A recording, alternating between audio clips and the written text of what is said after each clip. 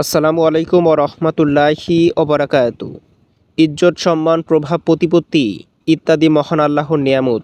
তিনি যাকে ইচ্ছা সম্মানিত করেন আর যাকে ইচ্ছা লাঞ্ছিত করেন। পবিত্র কোরআনে মহান আল্লাহ তাআলা বলেন, বলুন হে আল্লাহ, তুমি সমুদয় রাজ্যের মালিক, যাকে ইচ্ছা রাজ্য দান করো আর যার থেকে ইচ্ছা রাজ্য কেড়ে নাও, এবং যাকে ইচ্ছা সম্মানিত করো আর যাকে ইচ্ছা অপদস্থ করো। তোমারই হাতে সব রকম কল্যাণ। নিশ্চয় তুমি সর্ববিষয়ে ক্ষমতাবান। সূরা আল ইমরান। ইসলামের দৃষ্টিতে সম্মানের মাপকাঠি তাকওয়া। যে আল্লাহকে ভয় করে, একনিষ্ঠভাবে ইবাদত বন্দিগি করে, মানুষের সঙ্গে নম্র আচরণ করে, আল্লাহ তাআলা তাকে সম্মানিত করেন। মানুষ তাকে মন থেকে ভালোবাসে, সম্মান করে।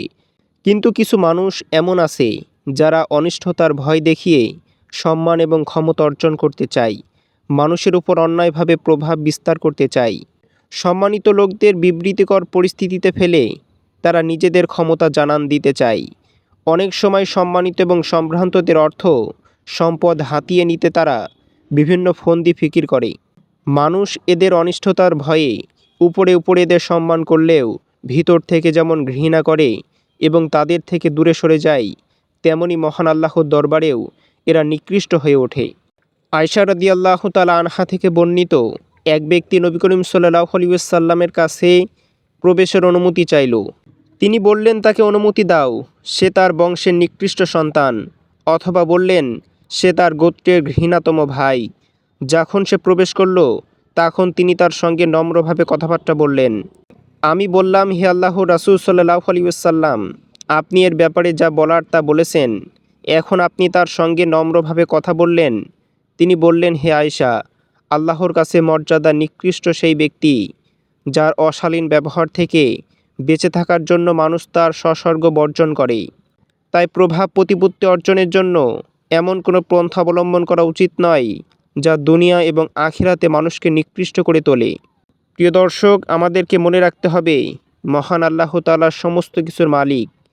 তিনি যাকে ইচ্ছা তাকে সম্মান দিতে পারেন, যাকে ইচ্ছা তাকে সম্মানের চেয়ারে বসাতে পারেন, যাকে ইচ্ছা তাকে সম্মানের চেয়ার থেকে ছিনিয়ে নিতে পারেন। এজন্য এ আয়াতকে মনে রাখতে হবে, ইজ্জত, সম্মান, প্রভাব, প্রতিপত্তি ইত্যাদি মহান আল্লাহর নিয়ামত। তিনি যাকে ইচ্ছা সম্মানিত করেন, যাকে ইচ্ছা লাঞ্ছিত করেন। পবিত্র কোরআনে মহান আল্লাহ তাআলা বলেন, বলুন হে আল্লাহ, তুমি সমুদয় রাজ্যের মালিক, যাকে ইচ্ছা রাজ্য দান করো আর যার থেকে ইচ্ছা রাজ্য কেড়ে নাও, এবং যাকে ইচ্ছা সম্মানিত করো আর যাকে ইচ্ছা অপদস্থ করো। তোমারই হাতে সব রকম কল্যাণ। নিশ্চয় তুমি সব বিষয়ে ক্ষমতাবান। নিশ্চয় তুমি সর্ববিষয়ে ক্ষমতাবান। সূরা আল ইমরান, আয়াত ২৬।